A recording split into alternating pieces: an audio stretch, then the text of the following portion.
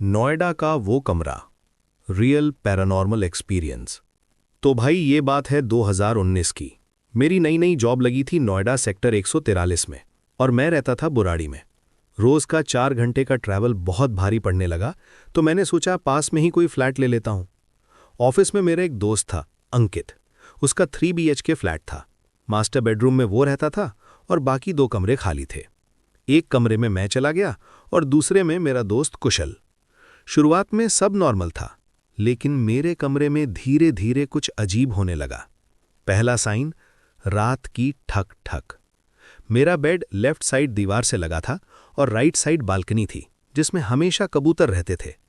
रात को जब मैं सोने लगता, अचानक ठक ठक ठक, ऐसा लगता जैसे कोई ठीक से दरवाज़ा खटखटा रहा हो। मैं सोचता कबूतर होंगे भाई, और इग्नोर कर देता। फिर शुरू हुआ स्लीप पैरालिसिस। कुछ दिनों बाद मुझे स्लीप पैरालिसिस आने लगा।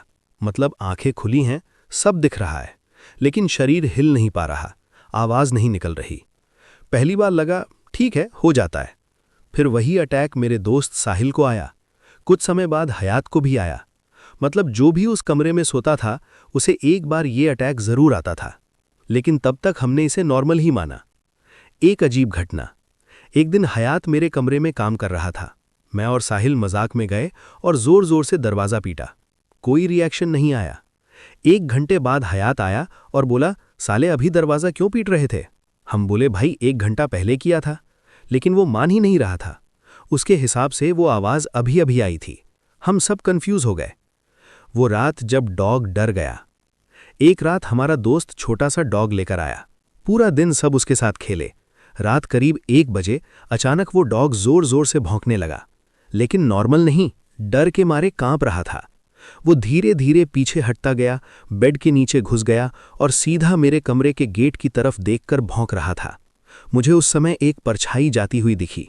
मैंने सोचा हयात होगा।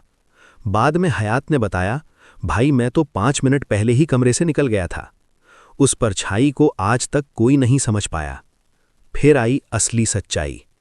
कुछ महीनों बाद लॉकडाउन खत्म हुआ। हम सब फिर अंकित के फ्लैट में बैठे बातें कर रहे थे। तभी अंकित बोला, भाई एक बात बताऊं, तेरा वाला कमरा पहले से हॉन्टेड था। हम बोले क्या मतलब?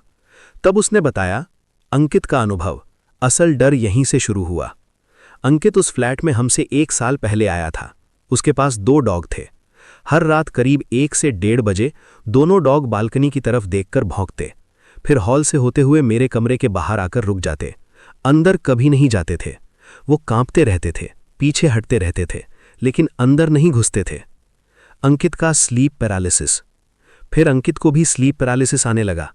उसने बताया, दरवाज़ा थोड़ा सा खुलता और एक बूढ़ी औरत उलझे बालों के साथ धीरे धीरे रेंगती हुई अंदर आती। उसका चेहरा बिल्कुल पास आ जाता, फिर वो जोर से चिल्लाती और तभी अंकित नींद से उछल जाता। ये चीज़ लगभग 1 महीने तक रोज होती रही। उसके डॉग्स की रहस्यमयी मौत। धीरे धीरे उसके दोनों डॉग्स कमज़ोर होने लगे। खाना बंद, चलना बंद, बस एक कोने में पड़े रहते और रोते रहते। डॉक्टर को दिखाया, कोई बीमारी नहीं मिली। कुछ समय बाद दोनों की मौत हो गई। इसके बाद अंकित ने पूजा करवाई और उसके बाद उसके साथ ये सब बंद हो गया। लेकिन जो भी उसके बाद उस कमरे में गया, उसे कुछ न कुछ ज़रूर हुआ। सबसे डरावनी बात, जब अंकित ये सब हमें बता रहा था, मैं, साहिल और हयात तीनों के चेहरे उतर गए, क्योंकि हमें भी स्लीप पैरालिसिस में वही बूढ़ी औरत दिखी थी। हमने पहले एक दूसरे को बताया ही नहीं था, लेकिन अब सबकी कहानी बिल्कुल सेम थी। उसके बाद क्या हुआ? उस कमरे में बड़ा सा हनुमान जी का पोस्टर लगा दिया गया। हम सब ने तय किया उस कमरे में कोई नहीं सोएगा। उसके बाद हम उसी फ्लैट में रहे, लेकिन उस कमरे से दूरी बना ली। एक ज़रूरी बात, वैसे एक बात साफ है, हर स्लीप पैरालिसिस का मतलब पैरानॉर्मल नहीं होता। कई बार ये मेडिकल कंडीशन होती है, जहां दिमाग जाग जाता है लेकिन शरीर नहीं। लेकिन जब डॉग्स, आवाज़ें, परछाई, टाइमिंग और सबका एक्सपीरियंस एक जैसा हो, तो इंसान सोचने पर मजबूर हो जाता है। भाई, पहले मुझे भूत प्रेत से डर नहीं लगता था, लेकिन इस घटना के बाद आज भी अगर कमरे में हल्की सी आवाज़ आ जाए ना, तो दिल बोलता है रहने दे भाई, शांत ही ठीक है।